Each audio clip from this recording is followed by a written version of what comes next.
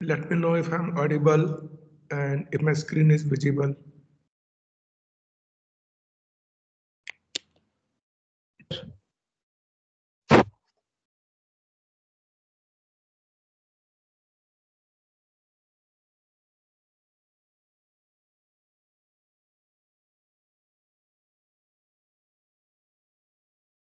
Can anyone confirm? Can you hear me? Yes, sir. We can Yes, sir. hear The you. Yes, screen sir. is visible as well. Yes, sir. Thank you. So let's start. Today may take a little longer, so I'm going to run a little fast for today's lecture. So in case you don't understand or find it tough, please ask questions. And these two protocols which I'll discuss basically become the foundation of TCP. So understanding these becomes important from that perspective.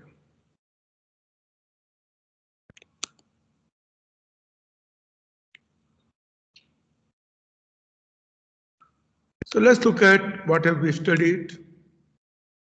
We looked at reliable data transfer. First version was RDT 1.0.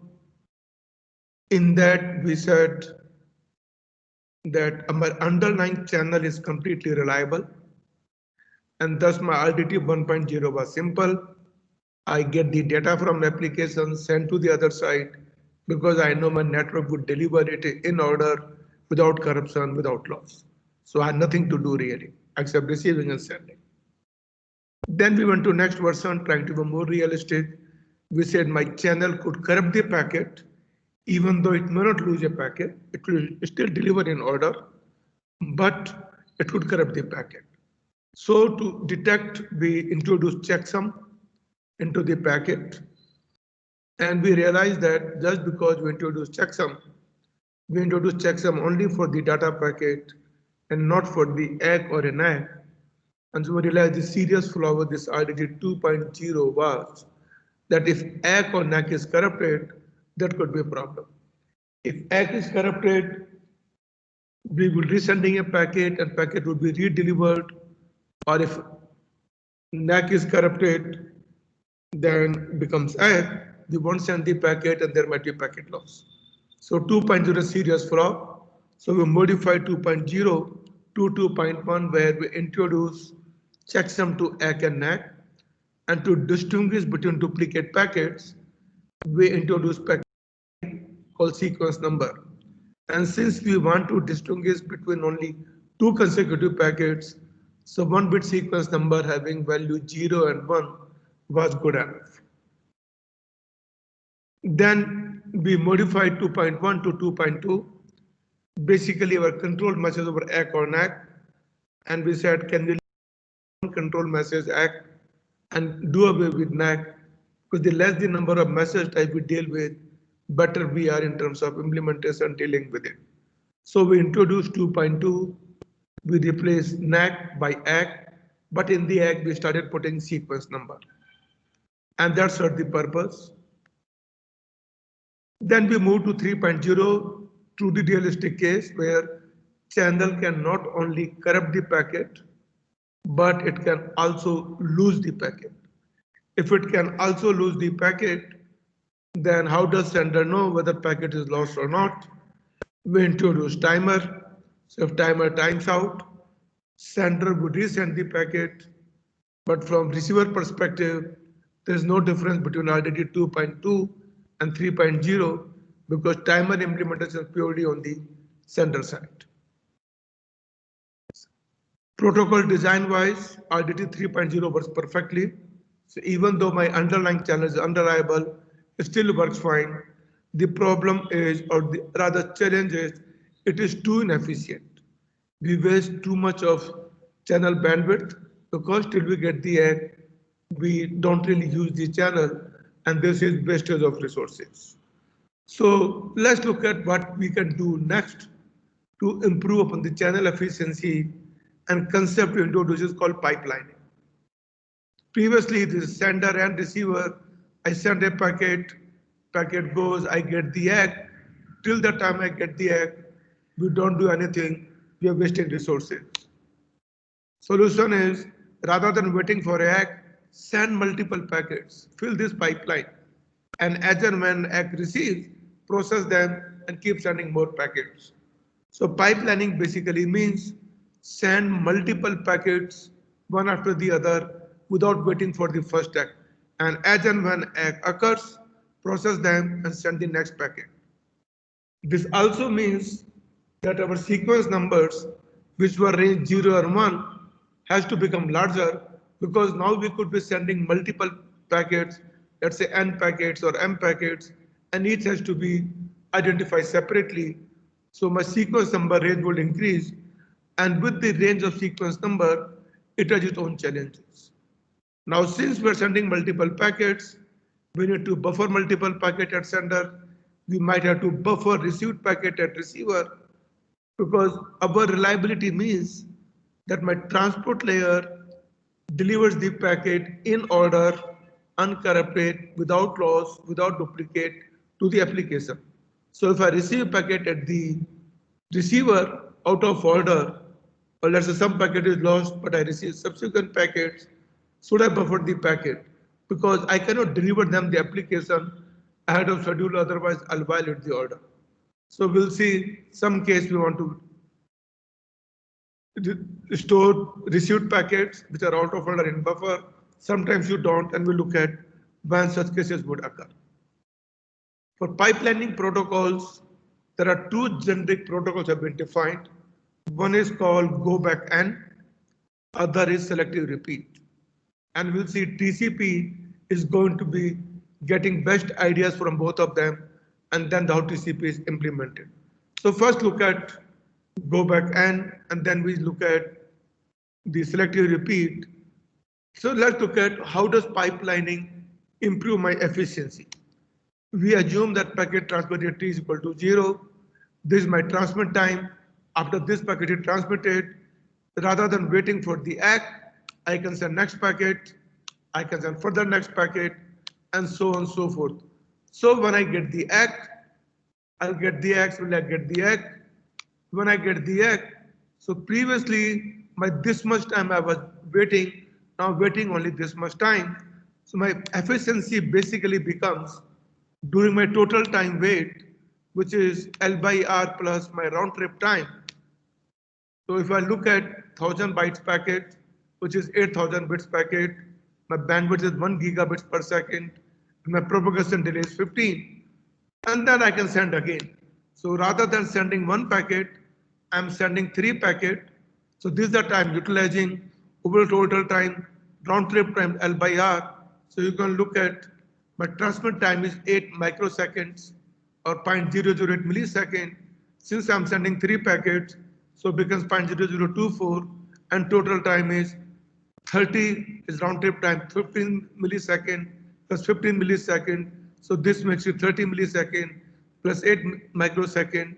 So my efficiency, which was 0.027%, has become 3 times 0.081%. And in that sense, pipelining improves my performance significantly. So in pipelining packets, what happens is we have more than one packet in the channel for the end. So how does the two protocol differ? We'll go into the details, but first get the basic idea. In the go back end, receiver only sends a cumulative ACK. Rather than ACKing individual packet, it basically said what the packet it has received so far. And if receives a packet out of order, it does not ACK the packet, it still sends the ACK whatever it has been received so far.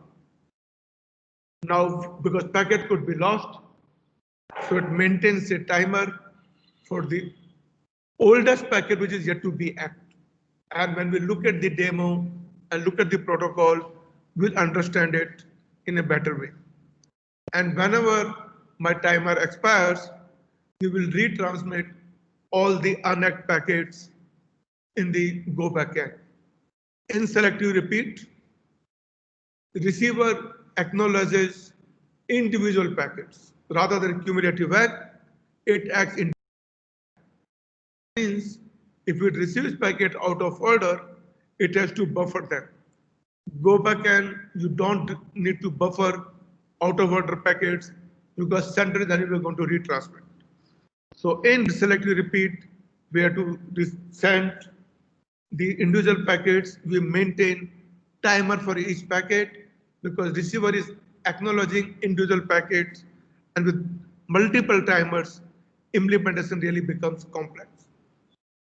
So let us look at first how does go back N protocol works. So basically a sliding window. A sliding window means window size of n. That basically means sender could send n packets without waiting for the ACK. And after n packets, it has to wait for the ACK.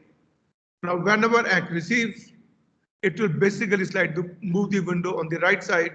And because Windows keeps on moving, this is called sliding because we are sliding window one time at a time. When we get the ACK, we'll basically slide. We use the notation green means packet already ACKed, yellow means packet sent, yet to be ACKed, blue means we are yet to get data from application and yet to be transmitted, and this empty basically indicates that we are outside the window, so we are not even ready to receive packets from the application. Now we need to have larger sequence number. Now, a sequence number cannot be infinite, there is limited memory. So we always have finite memory. So we need to represent in certain number of bits. So assume whatever number we are putting sequence number, we are using k bits for sequence number. And k bit for sequence number. So my packet sequence number would vary from 0, 1, 2, 3 up to 2 raised to power k minus 1. That does not mean my window size has to be all 2 raised to power k. My window size certainly would be less than n. And we look at larger the window size, more would be the packet. And if some packet is lost, we might retransmitting more. So we wouldn't like to keep a very large window size because that way does have impact on my channel efficiency and on my buffers as well. So receiver always sends cumulative ACK indicating what so far. And if it receives a packet out of order, it still gives a cumulative ACK of last packet received in order. And in that sense, sender could receive duplicate ACK. And whenever a timeout occurs, sender would retransmit all the packets which it has transmitted previously. And that's how the protocol works. And because once I get an ACK, the window moves or you can slide over the packets, and hence the name called sliding window protocol. Now, why to have a limit of size n? Because let's say if I keep a larger limit and I send packets from 1 to 100, let's say my n is 100, and my packet 1 is lost.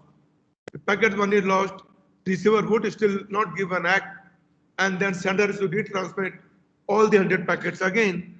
And in that sense, it becomes a lot of bandwidth issues. We're wasting the bandwidth, and we are requiring a lot of buffers, increasing buffer size. And we'll see on the flow control when we deal with the subsequent lectures, there are issues with flow control, issues with congestion control with large window size. So we like to keep window size to the optimal. In fact, TCP drives window size dynamically adjusting to achieve the maximum efficiency. As you said, given k bits for sequence number, the actual sequence number identification number would start from 0, 1, 2, 3, then 2 raised to power k minus 1, and back to 0 because we'll start rollover and start from. So our unique sequence number would be up to 2 power k. And once that happens, so we identify the next sequence number, take the current sequence number, add 1, perform a modulo, and that gives this next sequence number. Now when you roll over, as we'll see, some protocols, the rollover cause issues. How do we distinguish between whether it's a new packet or the previous packet? And we identify those issues. So first let's look at how the GBN protocol works. There are 2 animations I've given you. I'll play with the second animation so that you can understand how the GBN protocol works. And if you have any questions, please do feel free to ask so that you can understand the way it works.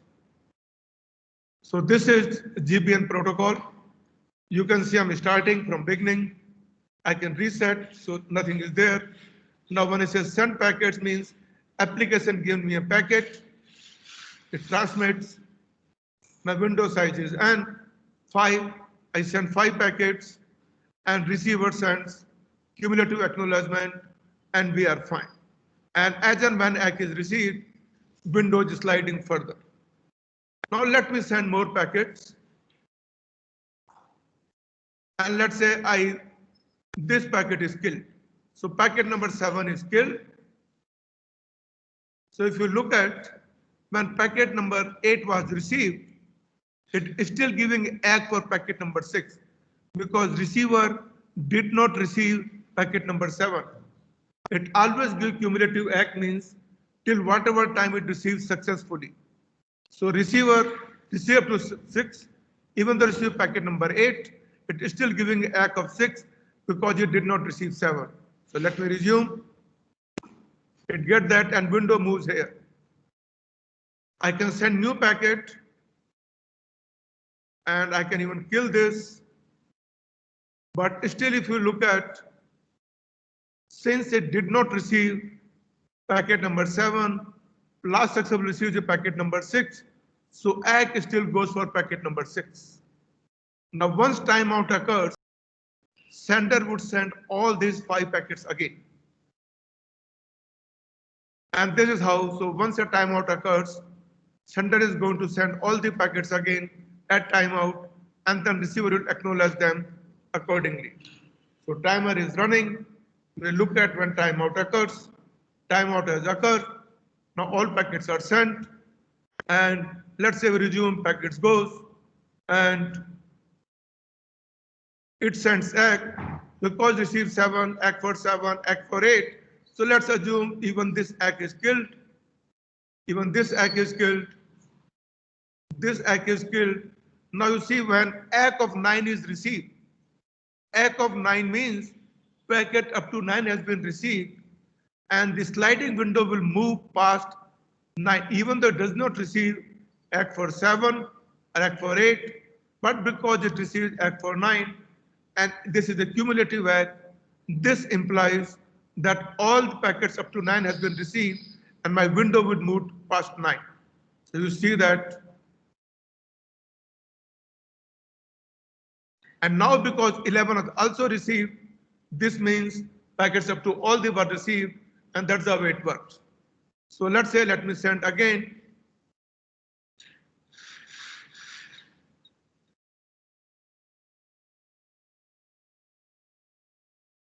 Let me start.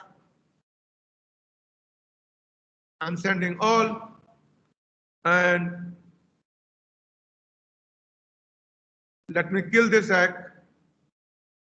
Let me kill this ACK, kill this ACK, and kill this ACK.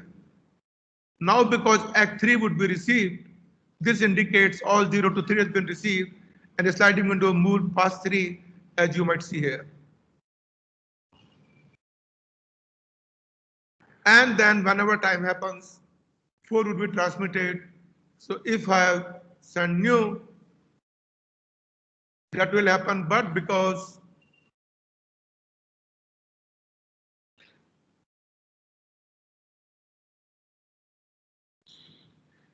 it's going to retransmit all of them, and that's the way the go back and works. So receiver always sends cumulative ACK, and cumulative ACK means packet has been received so far, and this one feature is used from this go backend. Now see, even though receiver has received all the packet previously, receiver is waiting for the packet number 7, it received packet, and this implies ACK is lost, so it's still going to give the ACK what it has received last, so ACK of 6, and whole thing would move. So even if I kill this ACK, this basically indicates that Windows move past 6 because it has moved up to this. And this is the way my go back and protocol works.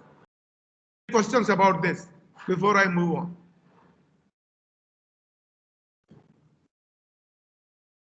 If no questions, let me move on. So you should try practicing it. With this, the applet, you understand how does go back and works. So we'll now draw a timeline sequence diagram because that will explain it in a much better way. So look at window size of 4. That means we can send at the most 4 packets before waiting for an ACK. And consider our sequence numbers are 0 to 6. And after 6, it will roll over again to 0. And we'll assume the third packet, that is packet sequence number 2, is lost and times out, and what happens. So you as exercise draw the timeline sequence diagram, but let me explain you, and I'm going to ask you one of those timeline sequence diagrams in your internals. How does, for a given protocol, how does the timeline sequence diagram work? So sender sends packet 0, and it moves sliding window to, say, window 0 is yet to be hacked. Then it sends packet 1. So indicates packet 1 is sent. Still, because my window size is 4, it can send up to 4 packets. It sends packet 2. Packet 2 is lost. And sender has no clue that packet 2 is lost. And it sends packet 3. So my window is up to 3. Now it is waiting for the ACK. Receiver got the packet 0. It sent the ACK 0. When it receiver get the ACK 0, it will move. Similarly, receiver get the packet 1. It sends ACK 1, indicating that ACK 1 is received. Now when receives the packet 3, because it did not receive packet 2, it's getting out of order. So it simply discards the packet. And what's the last successful packet received? Packet 1. So it will send ACK of packet 1. It sends ACK of packet 1. Now because it has received packet 0, the window size is 4. So window is moved and it sent the packet 4. Similarly, when it gets ACK of packet 1, that means it will move the window to 1, packet 5. So packet 4 is sent, packet 5 is sent. So right now packet number 2, 3, 4, 5 in the pipeline, 2 is lost and receiver is not sending an ACK yet. When receiver receives the packet 4, as we have seen, packet 4 is out of order because packet 2 is not received. Last successful packet received was 1. So it still sent ACK of 1. Even when receives packet 5, will discard the packet, send the ACK of 1. And because it's still sending ACK of 1, sender is getting duplicate ACKs, it has not got ACK of 2. And because it has not got ACK of packet 2, once a timer occurs, and it has already 4 packets in the pipeline, is going to send all the 4 packets again. Packet 2, 3, 4, 5, and then receiver would send the ACK of 2, ACK of 3 in the order, cumulative ACK, and this is the way it will basically work. So let's look at the finite state machine for the receiver and the sender. For sender, we start with the base number 1 and the next sequence number 1. So when I get the data from application, what do? I get the API from application. I look at is the next sequence number within base and my window size, because I can send packet only that belongs to my current window size. If my packet is within the window size so that I can send, then I send a packet, make the packet which checks some next sequence number and send that packet out. If my base is equal to next sequence number, basically means it's the first packet I'm sending.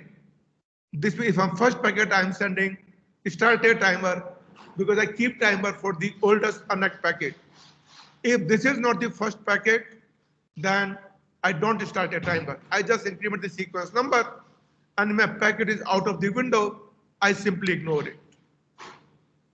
At the sender, 3 events could occur. One is get data from the application, one is the timeout, other is the receipt of an ACK, now which could be corrupted or uncorrupted. If timeout occurs, whatever packets are there in the buffer is going to send all the packets and start a timer. If it receives a packet and it is not corrupted packet, then I'll look at, because I'll be getting a cumulative ACK. So look at the ACK number, and if it is ACK is for my first packet, there's the only packet sent, then I stop the timer, there's the only packet. But if this is not the first, that means basically I start my timer for the next packet, because if I'm getting there's only one packet sent, then instead of the timer is multiple packets, my act would be cumulative timer, and the moment I get the next subsequent acts, I'll basically start a timer for the oldest act, and that's the way it is. If I get any corrupt packet, anything else, I just don't do anything, ignore, because when timer occurs, I'm going to send the packet anyway again. Same way for the receiver, I start with the sequence number of 1, and I'll basically make the packet with checksum of 1. When I receive a packet, packet is not corrupted, and sequence number is what I expect. If my expected number is 1, then I'll send that packet with sequence number 1. If my expected sequence number is not what I'm expecting, I will simply discard. So if packet received is as per my expected sequence number, I deliver the data to the application, send the packet, increase my sequence number. For any other packet out of order, I simply ignore, don't do anything. Because I'm supposed to send the act only for the last act. So already made the act. If I receive out of order, I'll simply send the act for whatever I received. And this will cause duplicate act to be received. So this may cause duplicate acts. Receiver only remembers actual sequence number, and because receiver is giving cumulative act, receiver maintains only one buffer. It does not need to maintain multiple buffers. Even if maintains buffer, it cannot deliver to the application, and when timeout occurs, sender is going to resend all the packets. Receiver is anyway going to receive it, so maintaining a large buffer does not serve any purpose, and you simply waste time. There will be some efficiency achieved, but not really much, so not helpful. So in GBN, receiver maintains only one buffer for the last packet to be received, and other packets it basically ignores. So what is the main benefit over RDT 3.0, or what we call a stop and wait? Because we are filling the pipeline with window size, we basically make efficient channel utilization. However, as we said, if my initial packets in the windows are lost, the act would not be sent for those packets. All other packets would be ignored, and will simply be wasting network bandwidth because initial acts were received. So single packet error could result in large number of retransmissions, because sender retransmits all the packet when timeout occurs. So if packet lost was towards beginning of the window, you might have a large retransmissions. If packet lost was towards the end of the window, then not so many packets will be retransmitted, but potentially, because it could cause large number of retransmission, certainly we are wasting network bandwidth, and it is not required, and that's the wastage. And so can we do better? Can we avoid a lot of retransmissions? And that's the protocol called selective repeat. So in selective repeat, what happens? We don't do cumulative act, we send individual act. So each packet is act individually, and that means when receiver receives the packet out of order, it sends the act for that packet, buffers it, and so receiver and sender are quite maybe out of sync. Where the receiver window is, sender window completely would be out of it. So receiver may receive packet 1, packet 2 could be lost, can receive packet 3, and it will send an act for 3 and not for act of 2. Individual acts, and sender would mark which act it has received, and because now it does not retransmit all the packets, it will retransmit only those packets which have been lost, act has not been received. So sender has to maintain sender has to maintain timer for all the packets which are sent. And maintaining multiple timers is a nightmare. It is always complex. Having multiple timer is a challenge, and it's always a challengeful, and it becomes complex. And for that reason, as we'll see, TCP does not use multiple timers. It's too complicated. It uses timer from this, it uses cumulative act, but TCP does buffering, and that's the benefit looks from. So let us look at how does my selective repeat works. So we look at something receiver window. So if we look at sender has sent this packet, this one, greens are one acknowledged, yellow is not acknowledged. So it may receive ACK for individual packets, and this means these two packets are yet to be ACK. How the receiver window basically would work. Same notation, and again this is the receiver window. Receiver did not receive this packet, but ACK this packet with red color one. So receive out of order, buffered but ACK. This gray means I'm waiting to expect, and blue means packet still not yet been received. And that's how. So let's look at even the way it works. We can look at the simulation again. Let's look at the app.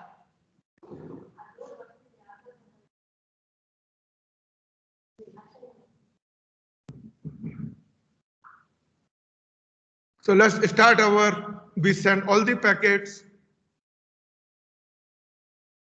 Let's say I send the packets, and let's say I kill packet number 1, and I kill packet number 3. Now when receiver receives the packet number 0, 2, and 4, it will send ACK for 0, it will send ACK for 2, and ACK for 4. When it receives ACK for 0, it will slide the window. So receiver also maintains same size of buffer. Let me resume. Look, receiver has received packet 0, it sends ACK of 0, and it has already moved the window 1. Receiver is sending ACK for 2 and ACK for 4. Now I can kill this ACK, and when receiver receives the ACK, if it receives the ACK for base packet, it will move the window 1, but for other ACKs, it will simply mark ACK received. Let's resume. So it has moved, and blue means packet number 2 is received, and I can still send one more packet. And when this packet is received, receiver would send the ACK for only this, but sender cannot slide the window till it gets the ACK for packet number 1. And it has individual timers. When timer for 1 expires, it will send the packet number 1. When timer for packet number 3 expires, it will send the packet number 3. And when timer for packet number 4 expires, it will send those timers. So let's say it sent this. Let's say this packet gets killed, and I resume. So it's sending ACK for all of them. And let's say I kill this. Now when sender receives the ACK for 1, it has already ACK for 2, so it will move the window beyond 2. Because it already has ACK for 2, so it moves the window beyond 2. That's what you look at. Once it receives the ACK for 2, window gets moved. And that means it has ACK for 5. I can send new packets, and this will happen, and things will continue like this.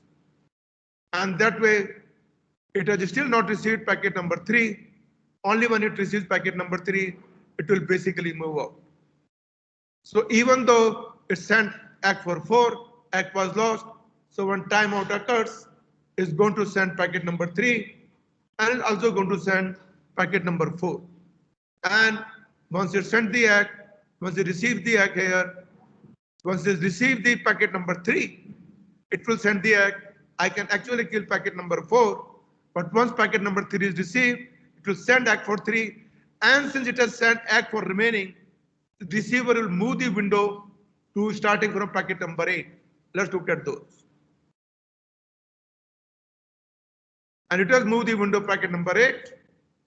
Receiver got the ACK for 3, but it hasn't got ACK for 4. So receiver window is here, and sender window is quite out of sync. So if you look at now, when it sends the ACK, my receiver window is starting from 9, where sender between 4 to 8. So my sender window could be completely out of sync with receiver window, and they could differ from, I could be base from n to n plus 1, and here it could be base to base plus n. So this way, so my sender window could be completely n packet behind from this. Now when it get the ACK for this, now look, when receiver receives the packet number 4, it has already sent the ACK, is expecting packet number 9, but it can still get the packet number 4. When it receives this, it sends the ACK, and once sender get the ACK for 4, it will move the entire window starting from 9. And that's the way the selective repeat protocol works. If you have any questions, ask me, or I would say, please play with this simulation. I've given you the links, and once you use those links, you'll probably understand and look at how things really work. Excuse me, sir. Yes, yes, some question, please. Sir, didn't we send the 1 minute. Yeah, repeat, data please. for 4 at the beginning, sir? Repeat again. Sir, we sent data for 4 at the beginning of the simulation, no, sir? No, not beginning. We'll say, let's say a reset, okay? Let me send all the packets. Now tell me what you want me to do. Sir, we killed packet 1 and packet 3, but we sent 0, 2, and 4. So let's say I killed packet 1 and I killed packet 3, right? Yes, sir. Now let me resume.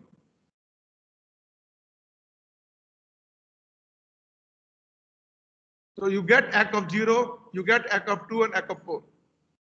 Correct? Sir, until we receive for 1 and 3, the next part is not selected, right, sir? Which one? Until we receive a packet for 1.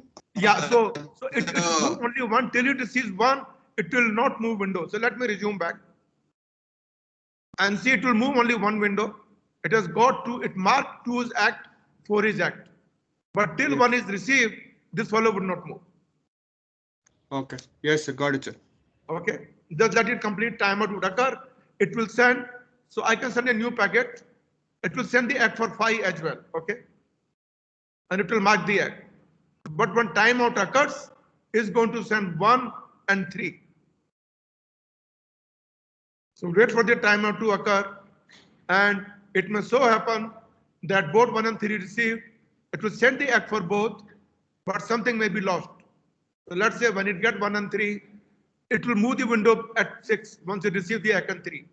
Let me receive both of them and we can kill one of the ACKs. Now windows moved. Let's say I kill this ACK. Okay. Now when ACK is received, sender has already got ACK for 2. So it will move the window to 3 if you look at this. Okay. Is that clear now? Yes, Yes, sir. sir. Yes, sir. Got it. So you play with it, play many situations. These applets are very, very good to understand the protocol, help you out. So let me resume back. So look at receiver re-acknowledges packet even below current window size. That means even if I receive a packet before my window, I still need to acknowledge because that means the ACK is lost, but I proceeded. And the two windows may not coincide, as we have seen in the case, the windows may not coincide because it can send all the packets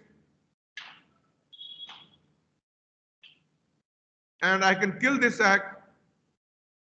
So look, the windows completely moved out. It is 8 to 12 and this is 3 to 7. So they may not, there's no overlap even among them because it sent the ACK got lost of the first packet. But sender is sending only those for which did not receive an ACK. So we're not wasting channel bandwidth.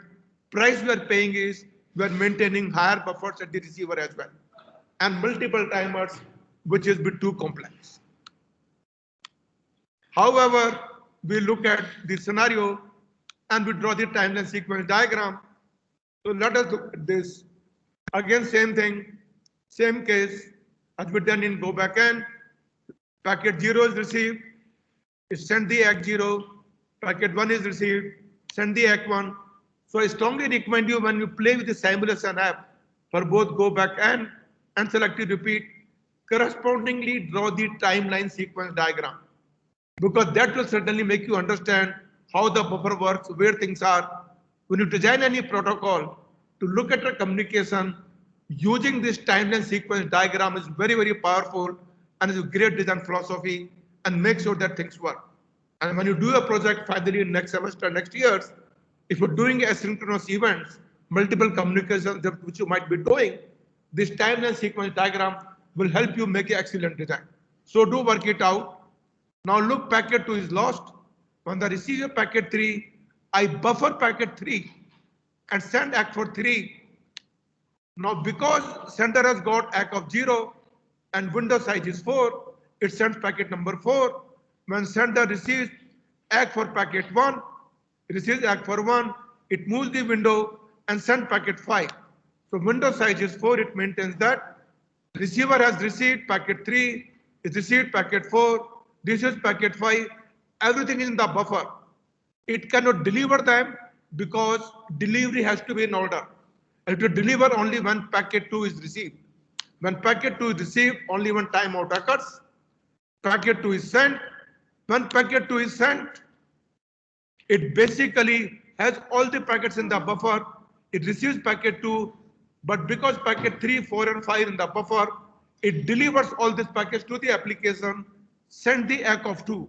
When it sends ACK of 2, sender already got ACK of 3, ACK of 4, and ACK of 5. When it gets ACK of 2, window would simply move to next packet. And that's how selective repeat works. Now selective repeat, if we look at the action, sender and receiver, I basically look at next available sequence number. If in my window, I send the packet and start timer for each packet. And whenever timeout occurs for another packet, restart timer, resend the packet. Whenever I receive an ACK, if it is in my window, I mark that packet as received. And if it is in my first base, smallest ACK, move the window to the smallest unacked received packet. This is how the sender window is. Receiver, it may receive the packet in expected sequence, receive it to receive base plus n minus 1, because the window size is n, send the ACK, and if it is out of order, buffer. If it is in order, deliver to the application. If I receive packet in my previous base, my current base is receive base, but receive base to receive base minus n, I simply send the ACK and do nothing. Otherwise, simply ignore, and that's how selective repeat works. So you work out FSM for sender and receiver. I'm not drawing it. Take an exercise, you'll understand it much better. However, we'll not see that because you are maintaining large buffer at the receiver, and because sequence number could roll over, there might be a problem in distinguishing whether it is a new packet or it is an old packet. So let me run down and show the example and then say how do you solve it. So you maintain a window size of 3 to understand, and a sequence number of only 4. We roll over sequence number 0123, 0123. So packet number 1 is 0, packet number 1, packet number 4, and packet number 5 is sequence number 0. So let us look at in something happens, can we really figure out is it a new packet or an old packet? So let's look at sender sends packet 0. My window size is 3. So we can have at the most 3 packet in the window. It sent packet 0. Receiver got the packet 0. It moves the window 1, delivers. It receives packet 1. It moves, deliver the packet to the application, move window to 2, 3, and 0. And 0 means it is expecting packet number, it has buffer for packet number 5. It receives packet number 2, and this happens. It sends the ACK. Now receiver got all the 3 ACKs. It gets the ACK. Now sending a packet number 3. 0, 1, 2, 3 is the 4th packet. And 4th packet is lost. And because it is a window, it is sending 5th packet as well. Now receiver get the 5th packet, it assumes that it is a 5th packet, which is perfectly fine, which is what we expect. But look at the following case now. Sender sends all the 3 packets. Receiver sends ACK for all of them. All these ACKs are lost. All the 3 ACKs are lost, and sender receiver is in already window 301 saying packet number 4, packet number 5, packet number 6. Now all 3 ACKs are lost. This sender is going to retransmit packet 0. Now in this case versus in this case, packet is marked with packet number sequence number 0. Here also packet number 5 is marked with packet with sequence number 0. Now how does receiver know whether it is packet number 0 or packet number 5. There is no way for a receiver to figure out whether it is original packet number 0 or it is packet number, basically fifth packet. So receiver cannot see whether it's lost all 3x or this packet is lost. So receiver does not know what happens at the sender.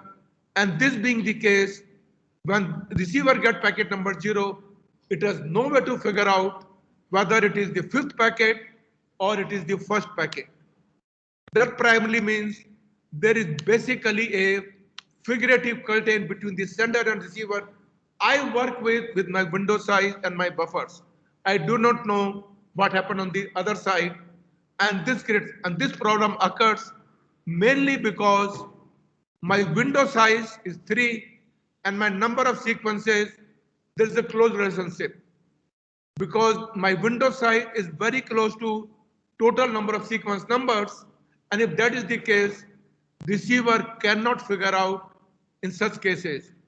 And how do we work it out? The dilemma is because of figurative curtain, receiver can't see what happened at the sender, and receiver thinks two cases are identical, it can't distinguish. And the solution is we have to make sure that window size is kept appropriately. So if window size is kept less than equal to n by 2, where n is my total number of sequence. So if my sequence number is 0 to 1, 2, 3 up to n minus 1. So if my window size less than n by 2, we would not have this problem because receiver cannot receive a packet for it as act. If I moved ahead, so make sure that if my sequence numbers, which rolls over from starting from 0 to n minus 1 and then back to 0. So if my window size at the sender is less than n by 2, then this problem of two server being identical would not be there. But if my window size which sender maintains is more than n by 2, you might figure it out. So take it as exercise. Let's keep sequence number 0 to 6 and keep a window size of 4. Now when I keep a window size of 4 and sequence number 0 to 6, you'll basically see my window size is more than n by 2 and generate a scenario where receiver cannot figure out whether it's a new packet or an old packet. So work out the exercise and you'll probably understand better. So let's summarize what we studied so far in our reliable data transfer. We started with RDT 0 to RDT 3. RDT 0 was underlying channel is perfectly reliable. Then we went to RDT 2.0 where we says channel could corrupt the packet, and RDT 2.0 has a flaw because it could deliver duplicate packets or it may not deliver lost packets. Then we designed RDT 2.1 where we introduced ACK and NACK, and ACK and NACK with the sequence number so that sender could know whether ACK and NACK is corrupted, and sequence numbers also help receiver to identify duplicate packets. RDT 2.2, we basically looked at removing the NACK, making it only ACK, less number of packet types, better VR, and then we RDT 3.0 where channel could lose the packet, and that but efficiency issue, and then we say to improve the efficiency, we introduced pipelining. To improve the pipelining, we defined two protocols called go backend and selective repeat, and which a selective repeat might have a problem if my window size at this sender is more than n by 2 to the total number of sequences. And that's what we assumed. So we'll look at next the TCP protocol. How does TCP work? Using this base as a go back and a sequence number, we look at the working of TCP, how does sequence number works, and how does TCP does reliable delivery. Any questions, please feel free to ask. Otherwise, repeat the question, do the exercises, draw the timeline sequences diagram, and you would be better off. So let me know if you have any questions. Otherwise, we can stop here. Excuse me, sir. Yeah, go ahead. Sir, I had sent you the mail, sir, regarding UDP checksum, sir. And I replied back. Okay, sir. Look at the reply back. I replied yesterday night or today morning. I don't remember. Okay, And I sir. sent to the whole group. And let me know if still you have a question. Okay. Okay. Okay, sir. Yeah, others is raising your hand. Others, what is your question?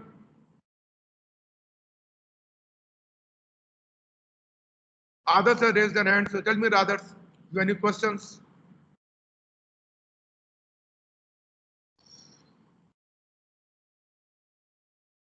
If no, then I'll stop it. And next lecture, we will look at what is to be done. Thank you.